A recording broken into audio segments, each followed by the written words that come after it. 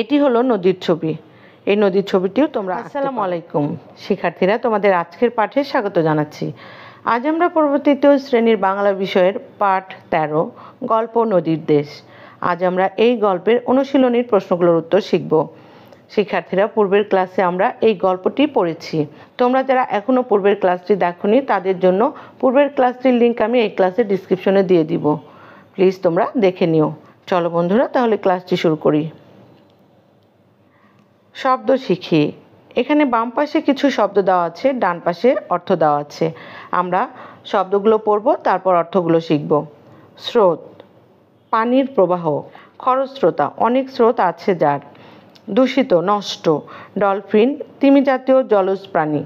বিখ্যাত, নামকরা। শিক্ষার্থীরা, তোমরা এই শব্দগুলো আগে পড়বে, তারপর অর্থগুলো শিখে তোমাদের খাতায় লিখবে। এই অংশে আছে বাক্য বানাই ও লিখি। এখানে বাম দিকে কিছু শব্দ দেওয়া আছে, এই শব্দগুলো দিয়ে বাক্য তৈরি করতে হবে। এটি কিভাবে করবে সেটি আমি এখন তোমাদের দেখিয়ে দিচ্ছি। উত্তর, এঁকে বেঁকে। এঁকে বেঁকে শব্দটি দিয়ে বাক্য। পাহাড়ি নদী এঁকে বেঁকে বয়ে চলে। স্রোত, কর্ণফুলী নদীর স্রোত অনেক বেশি, শান্ত। ছোট নদীগুলো শান্ত হয়ে থাকে। শখ, বাগান করা আমার শখ। শক্তি, খাবার খেলে শক্তি হয়। শিক্ষার্থীরা, তোমরা চাইলে এই বাক্যগুলোও শিখে লিখতে পারো, আবার তোমরা নিজেদের মতো করে বাক্য তৈরি করে সেগুলোও তোমাদের খাতায় লিখতে পারো। এবার আমরা পরের অংশটি দেখব। পরের অংশে আছে সঠিক উত্তর বলি ও লিখি। শিক্ষার্থীরা, এখানে একটি প্রশ্ন আছে, সেই প্রশ্নের 4টি উত্তর দেওয়া আছে। 4টি উত্তর থেকে সঠিক উত্তরটি বাছাই করে তোমাদের খাতায় লিখতে হবে। তোমরা দেখতে পাচ্ছ আমি সবুজ কালি দিয়ে সঠিক উত্তরটি টিক দিয়ে দিয়েছি। এখন আমি এগুলো পড়ব, তোমরা মন দিয়ে শোনো।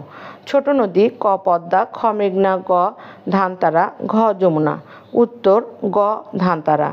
হিমালয় পর্বতের জন্ম, ক পদ্মা নদীর, খ কর্ণফুলী নদীর, গ যমুনা নদীর, ঘ আত্রাই নদীর। উত্তর, ক পদ্মা নদীর। বাংলাদেশ ও মায়ানমারকে ভাগ করেছে, ক কর্ণফুলী, খ নাফ, গ পিয়াইন, ঘ বুড়িগঙ্গা। উত্তর, খ নাফ। প্রতিবেশী দেশকে দেখার শখ, ক আত্রাই নদীর, খ যমুনা নদীর, গ হালদা নদীর, ঘ ধলেশ্বরী নদীর। উত্তর, ক আত্রাই নদীর। শিক্ষার্থীরা, আমরা এই অংশটি পড়লাম, তোমরা সুন্দরভাবে পড়ে শিখবে, তারপর তোমাদের খাতায় লিখবে।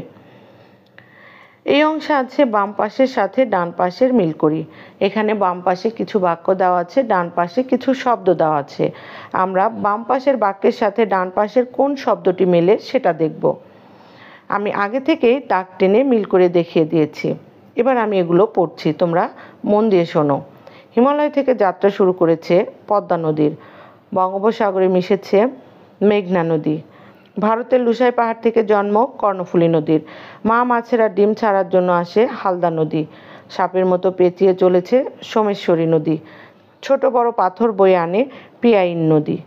শিক্ষার্থীরা, আমরা এই অংশটিও শিখে নিলাম। তোমরা মন দিয়ে পড়বে, তারপর তোমাদের খাতায় লিখবে। এই অংশে আছে উত্তর বলি ও লিখি। এখানে কিছু প্রশ্ন আছে, সেগুলোর উত্তর এখন আমরা শিখব। কোন নদীর ইলিশ বিখ্যাত? উত্তর, পদ্মা নদীর ইলিশ বিখ্যাত।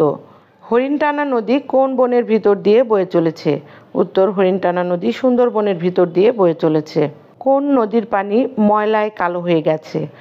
উত্তর, বুড়িগঙ্গা নদীর পানি ময়লায় কালো হয়ে গিয়েছে। শিক্ষার্থীরা, শিখে নিলাম এই প্রশ্নের উত্তরগুলো। এবার আমরা পরের অংশটি দেখব। 3টি বড় নদীর ও 3টি ছোট নদীর নাম লিখি। উত্তর, 3টি বড় নদীর নাম হলো 1 পদ্মা, 2 মেঘনা, 3 যমুনা। 3টি ছোট নদীর নাম হলো 1 আগুনমুখা, 2 ধানতারা ও 3 ধানসিঁড়ি। শিক্ষার্থীরা, তোমরা এই প্রশ্নের উত্তরটি সুন্দরভাবে শিখবে। এটি তোমাদের পরীক্ষার জন্য খুবই গুরুত্বপূর্ণ একটি প্রশ্ন। শিক্ষার্থীরা, এই অংশে তোমাদের একটি নদীর ছবি আঁকতে হবে। তোমাদের এই গল্পের মধ্যে 2টি নদীর ছবি দেওয়া আছে। তোমরা চাইলে এই নদীর ছবিগুলো দেখে দেখে আঁকতে পারো। আবার আমি তোমাদের জন্য আরও একটি নদীর ছবি দিয়ে দিচ্ছি, এটিও তোমরা দেখে দেখে সুন্দর করে আঁকতে পারো। এটি হলো নদীর ছবি। এই নদীর ছবিটিও তোমরা আঁকতে পারো। এটি দেখে দেখে সুন্দর করে এঁকে নিবে। এতক্ষণ সাথে থাকার জন্য অসংখ্য ধন্যবাদ। পরবর্তী ক্লাস দেখার আমন্ত্রণ জানিয়ে আজকের মতো বিদায় নিচ্ছি। আল্লাহ হাফেজ।